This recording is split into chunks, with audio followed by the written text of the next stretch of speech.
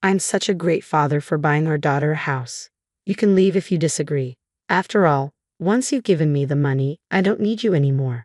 Those were the arrogant words of my husband, who made the unilateral decision to buy a high-rise condo with my money. But it turns out he had a shocking plan in mind. As soon as I heard it, I retaliated without a second thought. I went to my room and brought out our divorce papers. "All right, here are the divorce papers." The look on my husband's face was priceless when he saw the divorce papers. I suppose he never imagined I'd have them ready to go. But the real counterattack was just beginning. I couldn't help but smirk. "My name is Lily Johnson. I'm a 50-year-old office worker who has loved the Japanese language since my student days. I can carry on a casual conversation in Japanese without any issues. When I was 23, I married for the first time. Unfortunately, my husband left this world just 6 months after our wedding. The cause was a traffic accident. He was hit by a drunk driver. Back then, I couldn't accept the harsh reality and lived my days with a gloomy face. I received $500,000 in life insurance money after my husband's death, but no amount of money could bring him back. During the darkest times of my life, I was comforted by a man named Ethan Johnson. He was a coworker at my company who would listen to my story for hours on end. Over time, I found myself falling for him, and we married when I was 25. I never forgot about my first husband. I still vividly remember the times we shared, and I decided to keep the life insurance money untouched for emergencies. A year after marrying Ethan, we had a daughter, Mia. Maya is now an illustrator living on her own. With her grown up, one might think I'd have a peaceful life with my husband, but that's not the case. Our relationship started to deteriorate when Maya was in her junior year of high school because we couldn't agree on Mia's education. From the time Maya was born, Ethan had mapped out her future on his own. He repeatedly expressed his wish for Mia to attend a prestigious university, believing it would open up more opportunities for her future. He even enrolled her in tutoring services since elementary school. Ethan never pushed Mia too hard to study, so I didn't oppose, but Maya loved drawing more than studying, even as an amateur. I could tell she was incredibly talented. I had a hunch she might make it in her career someday. That hunch turned out to be right when, during her junior year of high school, Maya announced, "I want to be an illustrator in the future, so I want to go to an art school for university." I wanted Mia to pursue what she loved, so I agreed, but Ethan was vehemently opposed. "Go to a prestigious university like Harvard. After graduation, work for a big corporation. It's more secure and you'll be happier," he yelled, completely dismissing Maya's dream. Even when Maya suggested I could start by working for a company, Ethan wouldn't hear it. "An illustrator? You're just playing around drawing pictures. I didn't invest all this money in you for you to have such a frivolous career," he said harshly. I found myself stepping in. "There's no need to speak like that. It's Maya's life. Let her try," I said, but that only made Ethan angrier. "Maya is my daughter. It's a child's job to fulfill their parents' dreams, and if she lives as I say, she's guaranteed to be happy." He spouted such nonsense. There's no guarantee that attending a renowned university or landing a job at a big corporation equals a happy life. It was shocking to realize Ethan held such a distorted belief. I had hoped he would eventually come to understand and support Mia's decision, but that was wishful thinking. Despite our attempts to persuade him, our efforts were in vain. A deep rift formed between us. While I took on all the financial responsibility for Maya's education and living expenses, he seemed dissatisfied. I remember his constant complaining and snide remarks. Despite all this, Maya was admitted to her first choice art university and worked hard on her studies. She landed a job as an illustrator at a certain company and started living on her own. Though there are tough times like working through the night and on holidays, she's doing well. However, my husband still refuses to accept Mia's job. He constantly complains, saying we wasted money on tutoring services and that it's embarrassing to have such a failure as a daughter. I thought his views would change once he saw Mia standing on her own, but there's not even a trace of that. He's also been harsh towards me for siding with Mia. He yells about the food tasting bad or the cleaning not being done almost every day despite not being able to do any housework himself and leaving it all to me. At this point, I realized that this was his true nature. He seems to be the type of person who can't stand when things don't go his way. He was kind when Maya was obedient but changed dramatically when she expressed her desire to become an illustrator. It's probably due to his personality. Being at home was painful for me, and the company became my place of comfort. We work at the same company but in different departments so we can avoid each other. This made it easier to endure the growing tension at home. I received a certain offer, and hearing it, I made a big decision. One day, my husband suddenly said something unexpected. I've decided to buy Mia a brand new high-rise condominium. Maya is still my precious daughter, after all. I want her to live somewhere nice. I've already started the paperwork with a real estate agent. Despite his contempt for Mia, this sudden turn of events aroused suspicion. Moreover, I wondered if he had the money to buy a new high-rise condominium. Seeing my reaction, he smirked. Don't worry, you're the one paying for the high-rise condominium. What? Hold on a second. You can't just decide something like that without discussing it, I retorted. Ethan just scoffed. I know you've got $500,000 from your previous husband's life insurance, right? You can buy it with that. With your money, I'm going to live in the high-rise condominium with Mia. I had to put up with her, so I'm planning to make full use of her. You and Maya are ultimately my property, so just obey me. A surge of anger rose within me. He had decided to buy the high-rise condominium despite Maya and me. I couldn't comprehend his way of thinking. Incredibly, he carelessly revealed his scheme and intentions. Besides, there was no way I was going to let my important life insurance money be used for such a thing. I am truly a good father, buying a house for my daughter. If you oppose, it's divorce. Just give me the money, and I'm done with you. The moment I heard that, I struck back without mercy. I went to my room and brought out the divorce papers. Fine, here are the divorce papers. When I showed him the divorce papers, he was stunned. He must not have expected me to have them, but the real retaliation was just beginning. I smirked, facing my bewildered husband, and explained what I had been considering for some time now. I can't trust a man who discriminates against his own daughter like that. I'm tired of living a life where I'm constantly criticized by you. I decided a while ago to divorce you. I was just waiting for the right time to bring it up. And then you said you wanted a divorce. It worked out just fine. He must have intended the divorce talk to be a threat. Completely flustered, he stammered, you see. Ignoring him, I filled in the divorce papers. Come on, you write it down too. You want to be free from me too, don't you? When I urged him, he reacted in rage. What do you mean, divorce? It was just a joke. What are you thinking, bringing out divorce papers? Hearing that, my anger reached its peak. I don't understand you either. I don't understand why you would buy a high-rise condominium just to spite your family. If you say we can't divorce, I'm willing to consult a lawyer. Begrudgingly, he filled in the divorce papers, but he was furious, saying, Remember this? It seemed like he would retaliate in some form if I stayed in the house.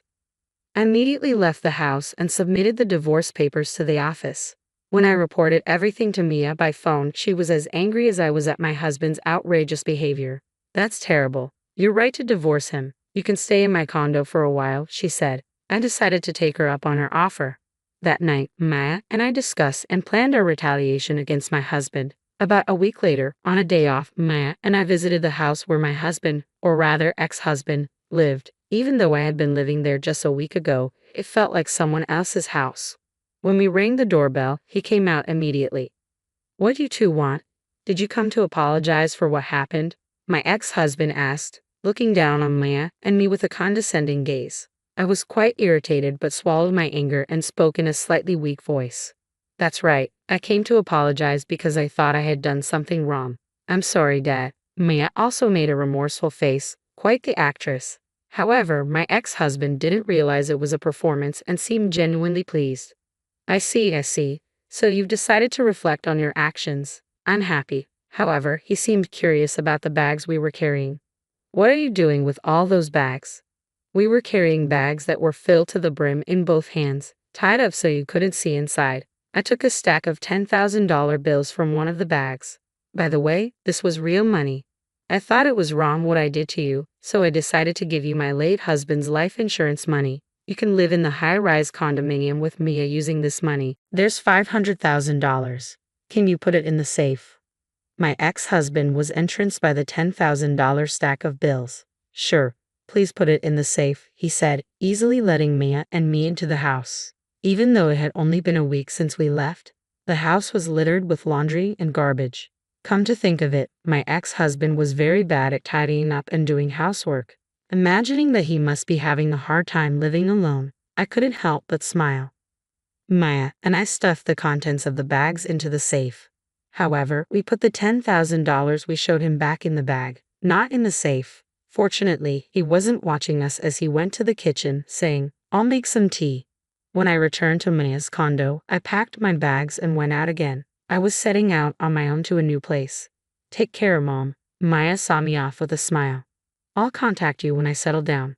Take care of yourself, Mia." I left Mia's condo with a smile on my face. 2 days later, I was asleep in my new home. When I received a call from my ex-husband, he asked, "Hey, what happened to the $500,000? There's nothing but garbage in the safe." As I burst into laughter, I thought to myself, he really took a while to figure it out, huh? My ex-husband had neatly fallen into my trap. The majority of what was in those bags was simply scrap paper. I had rolled up unwanted newspapers and filled the bags. I told him that each bag contained $500,000, but that was a lie to gain his trust. I did prepare $10,000 in real cash from the bank. That money was immediately returned to my account, so I had nothing in hand. If he had asked to see the content of the bags, I was ready to show him, scoffing at the absurdity of the situation. But he was fooled by just the sight of the $10,000 and didn't suspect a thing until now. "You've treated Mia and me horribly. I think it's fair to return the favor. If you want to hold a grudge, hold it against your past self, not me," I said. Desperately, he responded. "I understand I was wrong. Can we live together again? I can't afford the high-rise condo, and I can't manage the housework. My place has turned into a trash heap." Taken aback by his self-centered plea, I retorted, "I'm not your ATM or your housemaid. You're an adult. Figure it out. Besides, I'm in Japan now. I can't come back to you." That's right. I was now living in Tokyo, Japan. This wasn't a mere overseas trip. I received an offer to work abroad from my company and decided to take it up. I've always wanted to work overseas, and I love studying Japanese. The offer that came before our divorce was this opportunity to work overseas. Once I heard about it, I decided to divorce him and live overseas. I could live my dream and get away from my ex-husband. It was killing two birds with one stone. I had told Mia, but kept it from my ex, who was clearly taken aback. "So, that's why I haven't seen you at work recently. Why didn't you tell me?" he asked. "Why should I? We're in different departments, and we're strangers now. Oh, by the way, Maya has something she wants to say to you. Tomorrow, we'll call you at 8 p.m. your time using a messaging app." All right. Is Maya going to live with me?" he asked. "We'll see. Wait until tomorrow," I said, hanging up, but I knew what Maya was going to talk about. I was looking forward to seeing his reaction as I drifted off to sleep. The next morning, I had to get up fairly early due to the time difference, but it couldn't be helped. I started up the messaging app and video called my ex and Mia. Maya started expressing her feelings to her father right away. "I loved you when I was a kid, Dad. I respected you as a parent and love you from the bottom of my heart," Maya said. Ethan looked pleased to hear that, but Maya's speech didn't stop there. "But that's all in the past. You outright denied my career path, Dad.